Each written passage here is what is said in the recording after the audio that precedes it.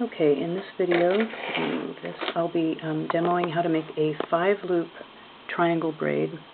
The triangle braid has a sort of a, it's very similar to making a square braid or a D-shaped braid. It has a sort of a wedge shape, though, that's more triangular than the D-shaped braid.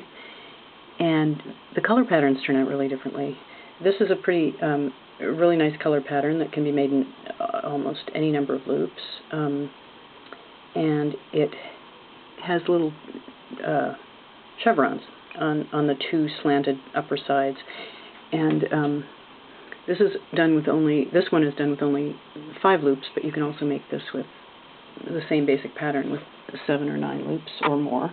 Okay, so let's demo it. And as I always say, I just braid from across the table for these videos. It's not a good way to braid. It's much better to braid from the near edge of a table, not across the top of one. This just makes a good backdrop.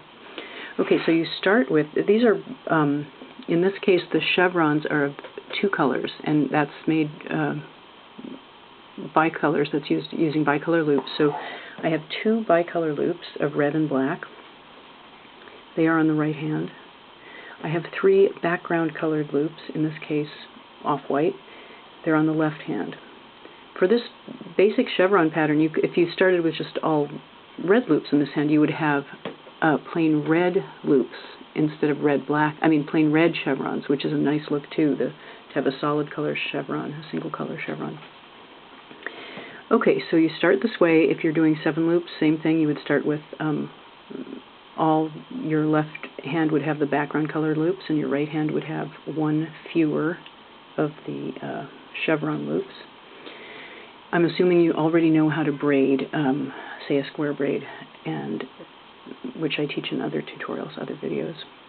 Your operator finger is going to only go through 1 loop, and in this case, unlike the D-shaped braid, it's not going to go through the first loop, the lowest loop. It's going to go through the one that's right next to the loop you're going to take. You're going to take the loop, the transferring loop, from above it to turn the loop over, not from below. It makes a better triangle shape. This is different from the square braid. In the square braid, it doesn't matter which way you take it. For a triangle braid, in my opinion, anyway, it makes more of a difference with unorthodox braids, which this is, and it makes a nicer triangle if you take the top shank to turn it over. Pull it through, shift, and tighten. You can do that, the shifting and tightening, in any order. Same thing on the left, on the right side. You go just through the 1 loop in the 5-loop braid that's on the middle finger. Take the upper loop from above, tighten. So that's how it goes on both sides.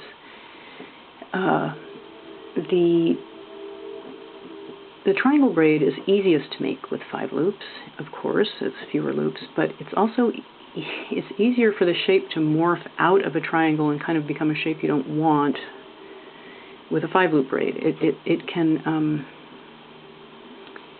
sometimes, I've noticed this especially if I'm using extremely short loops. I don't think it's good to practice with extremely short loops when you're learning it.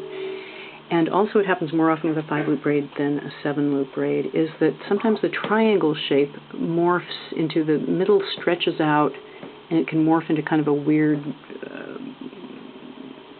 sort of squarish shape. And I can't make that happen on purpose very well, but the trick to not letting that happen is to, when you tighten, not to pull too much on the upper loops. Basically, you tighten on all of them, but if anything, you pull more on the lower loops. That closes up. There's actually a little ditch in the center of this braid. Creates the triangle by making the sides lean in. You can even practice, you should see it yourself when you're braiding. If I just pull too much or just pull more on the index loops, that whole center of the braid there opens up, exposing the inner parts that aren't supposed to show. Whereas if I pull on the lower loops, it sort of twists, but it basically closes that gap in the middle, and that's what you want. I think there's something with working with very short loops that tends to spread. It spreads out the loops in a different way and causes the tightening to be a little strange and morphs the shape a little bit. It sometimes used to happen to me at the end of a 5-loop braid too, when the loops had gotten very short. Now I'm very used to kind of giving that little, I think I just automatically sort of tighten the lower loops a tad more, or I end the tightening with a little bit of a little squeeze on the lower loops. And I think in recent years it hasn't tended to happen that much. I haven't seen that odd shape develop the way I used to when I was first experimenting with this braid. With more loops, it just doesn't really happen. And you can do this. I have video tutorials for 7, 9, and even 11 loops, and this braid can be done with all of them. One thing about unorthodox braids, where you skip some loops and only go through some of them, is you can't divide that. It doesn't make a divided braid. If I want to make a loop in my braid now towards the end, and I did that at the top too, if I want to make a loop in my braid, a divided section that I could hang something from or use as a closure method, I would now switch to making divided square braid moves. So I would go through both the loops. So far I've had a solid sort of wedge-shaped braid. Now I'm going to divide it by going through both the loops and not taking the loop that I take from above, but going through it. That way it doesn't turn over. This will create a divided area in the braid. So this is the way to do that. You don't, you just switch braiding methods, and this will make your loop. Let's see, is that long enough?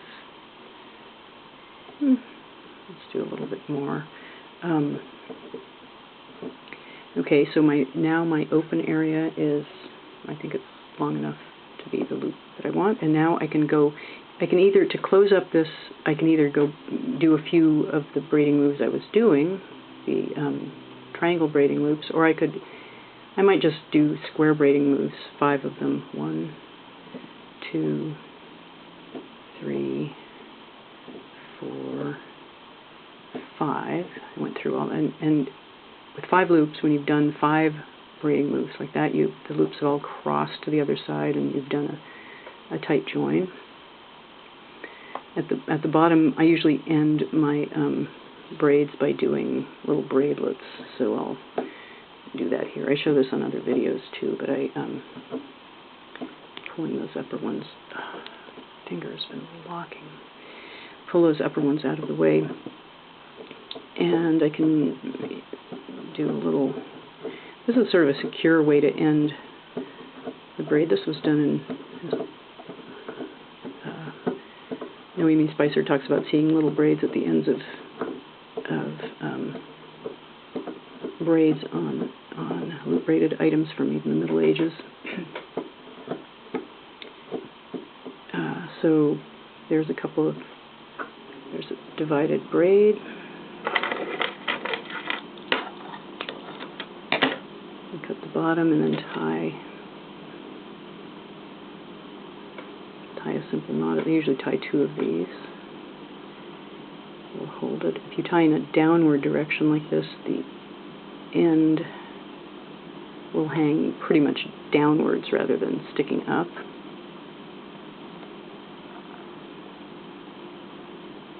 The same thing with this one.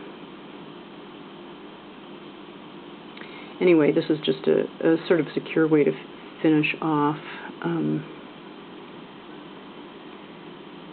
You can do you could instead do a tassel, tie something around there and have a nice tassel hanging down. Here's a 2-loop. With 5 loops, you can basically only get 3 little braidlets out the bottom, but that's kind of a nice end.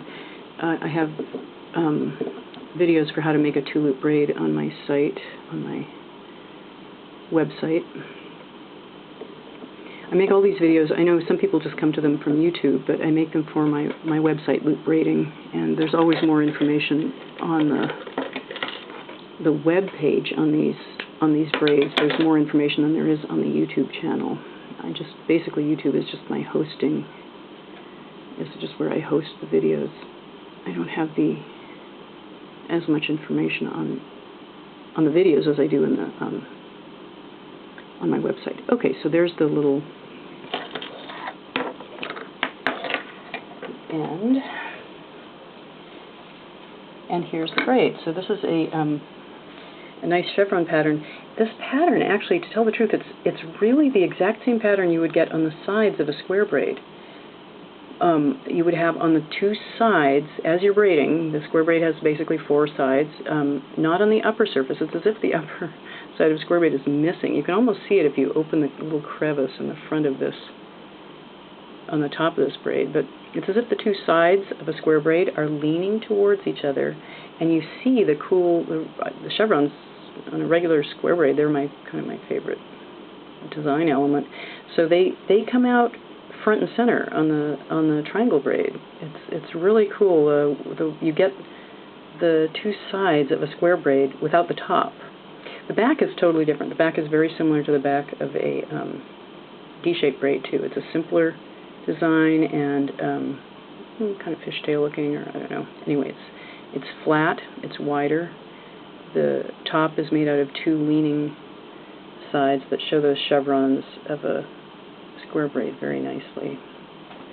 Okay, oh, and there's many other patterns that can be made actually besides I'm just using this to demo, and that's a very classic one, the 2 rows of chevrons, but there's many other designs that can be made too, like this. This is a neat one here. It's a variation of the edge pattern. And I think I have several in this book. And here's some stripy ones. So I don't do videos for the pattern variations, but on my website I give descriptions of how to make the different color patterns. They're all in this sample book. Actually, are all of the same braiding method, the same triangle braiding method. You can do chevrons with fancier chevrons that have little borders on the top and bottom, if you're using 7 loops or more. There's the stripy ones, more chevrons. Oh, and there's the stripy ones. They're variations of edge patterns. That's what I call them anyway. And then there's some that I call parquet. I think of them as parquet floor type, or anyway, they're very symmetrical designs too that can be made with the same braiding method. Okay, thanks for watching. That's the 5-loop semi-triangle braid, wedge-shaped braid.